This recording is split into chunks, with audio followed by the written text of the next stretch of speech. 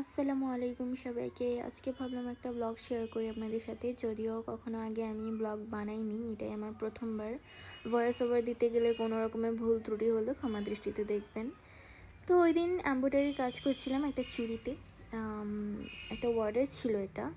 তো করতে করতে ক্ষুধা লেগেছে, তো কিছু তো খেতে হবে। আমার কাজিনরাও বলছে যে রামেন বানাও, তো ওকে বানানো স্টার্ট করে দিয়েছি। তো রামেনটা আমি একটু হেলদিভাবে বানানো ট্রাই করছিলাম, কিন্তু রামেন তো হেলদি হয় না। তো দেখুন না, ম্যাজিক মশলা দিচ্ছি, আবার সয়া সস দিচ্ছি, এটাকে নাকি হেলদি বলে।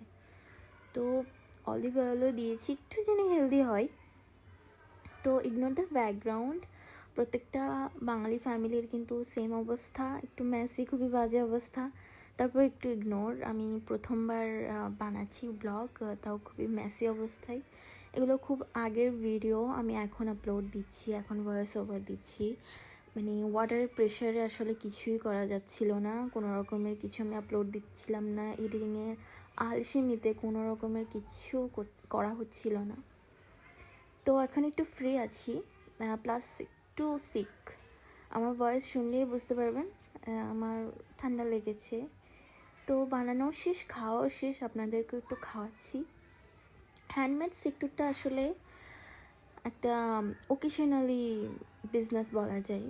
পূজা আসলে এত অর্ডার আসে যে কভার করা যায় না, দেন আস্তে আস্তে আস্তে আস্তে অর্ডার ডাউনে যায়।